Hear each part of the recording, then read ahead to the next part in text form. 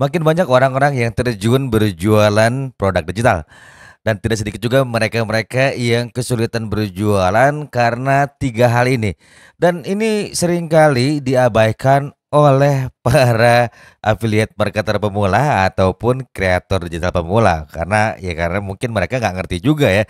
Sebenarnya tahapannya tuh ketika sudah mengerti cara berjualan, kemudian tahap apa saja yang harus diperhatikan ketika kamu mulai terjun berjualan produk digital. Nah, sebelum dibahas sampai habis, pastikan kalian like, subscribe, dan juga nyalakan loncengnya. Seperti biasa, kita akan masuk ke intro dulu.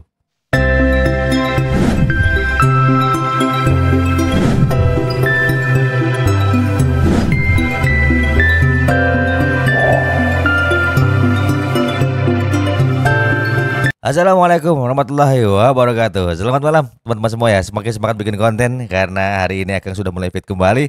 Ingin berbagi buat teman-teman semua. Seringkali orang mengeluh ya, sudah bikin landing page kemudian masih juga nggak ada yang klik. Sudah bikin link di bio masih juga kesulitan dapetin penjualan. Apa sih penyebabnya? Banyak banget orang yang sudah ngelakuin berbagai cara tapi mereka tidak sadar ada tiga kesalahan fatal yang bikin orang-orang itu enggan masuk lagi ke website kamu.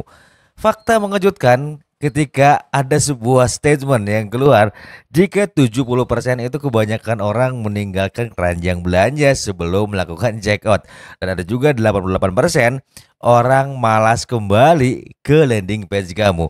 Kenapa sih bisa seperti itu? Ayo deh kita bahas di slide yang ini. Baik teman-teman semua ya.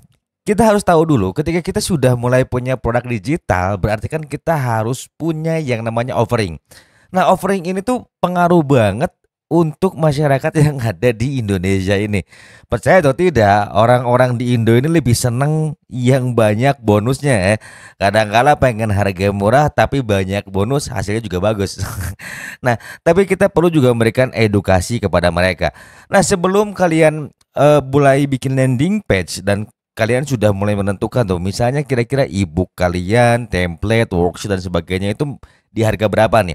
Nah, kalau di konten sebelumnya aku sudah bilang ya, kalau misalnya harga under 50 ribuan, kalian bisa langsung arahkan ke platform.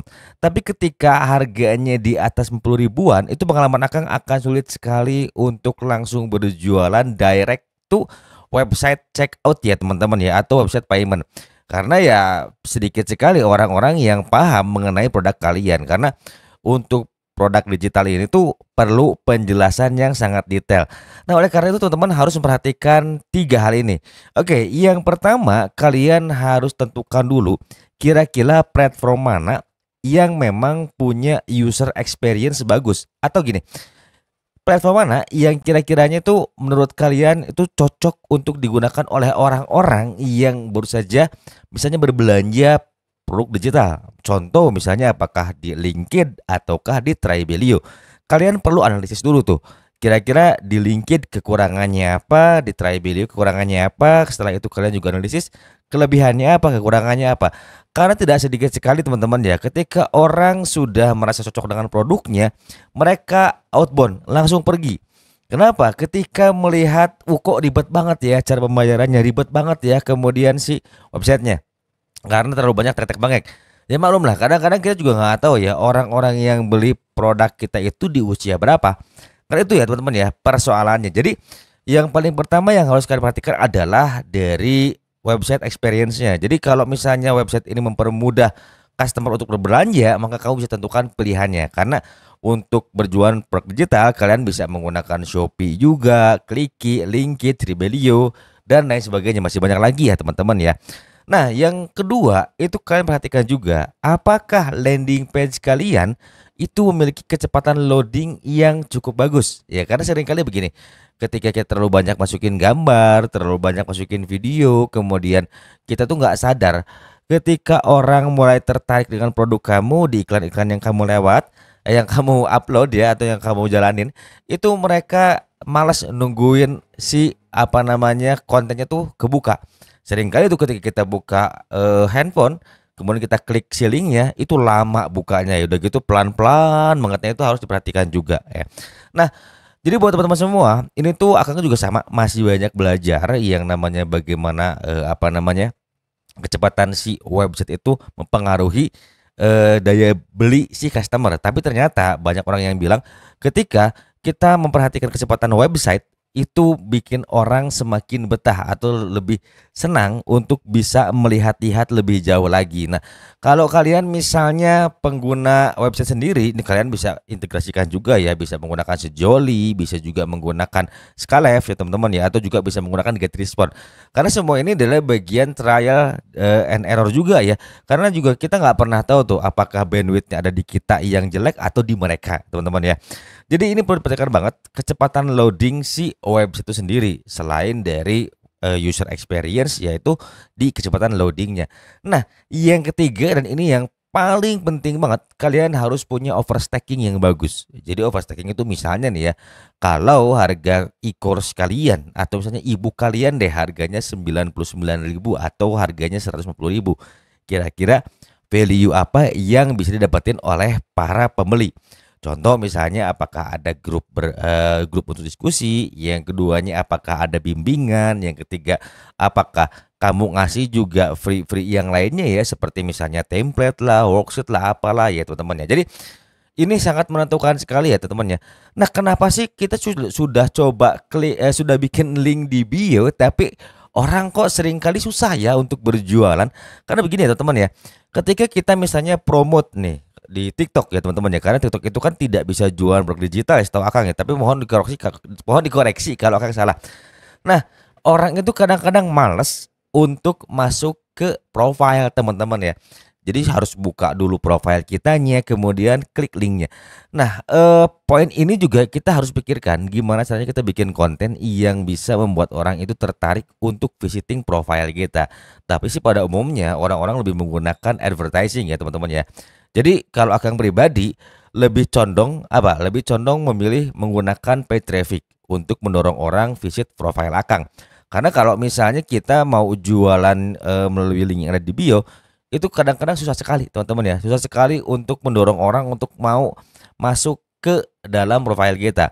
Tetapi kalau kita main di Instagram, kita juga bisa pakai yang namanya mini chat ya teman-teman ya. Jadi mini chat ini pun biasanya dikoneksikan juga nih dengan Messenger. Jadi kalian tinggal pilih aja si apa namanya videonya yang mana yang mau kalian koneksikan. Nanti kalau mereka ada satu kata keyword misalnya kalian ketik mau atau ketik digital, itu orang-orang dengan otomatis akan dikirimin message oleh si robot dari mindset ini sendiri.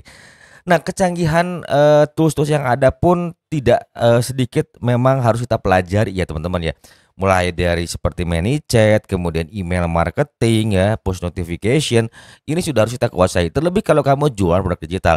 Apakah hanya produk digital saja? Tidak sebenarnya teman-teman ya. Kalau kalian bermain dropshipping, ini tuh bisa banget kalian pakai juga. Tetapi 3 poin tadi ya, websitenya itu harus mudah digunakan ya, user friendly juga itu yang dinamakan. Jadi user experience itu gimana tuh, apakah digunakan atau tidak. Yang kedua kecepatan dari si landing page kita. Yang ketiga ya value stack-nya teman-teman ya. Ketika kalian misalnya menawarkan sebuah produk, tentunya harus ada apa namanya diskon atau penawaran yang menarik bagi para calon customer. Karena untuk di Indo ini spesial.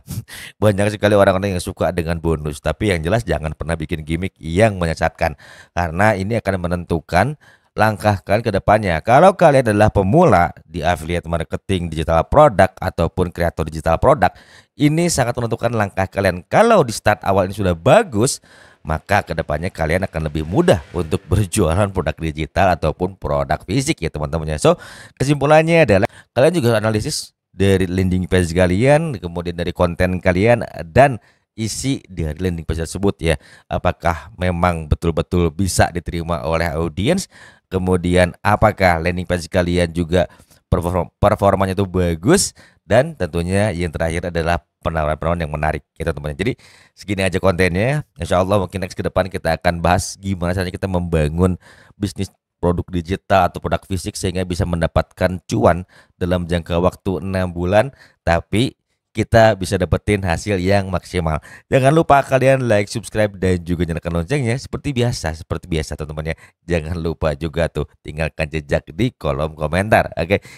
Jika ada yang kurang, jika ada yang misalnya ingin dibahas apa, teman-teman boleh deh tinggalkan jejak di kolom komentar. Nanti Akang coba analisis, coba Akang pelajari. Kalau yang Akang tahu insya Allah Akang bahas. Kalau Akang belum tahu, Akang mohon izin Akang belajar dulu. Oke, terima kasih sudah stay tune dan terima kasih juga sudah setia di channelnya Kang Adi. See you in the next video. Wassalamualaikum warahmatullahi wabarakatuh.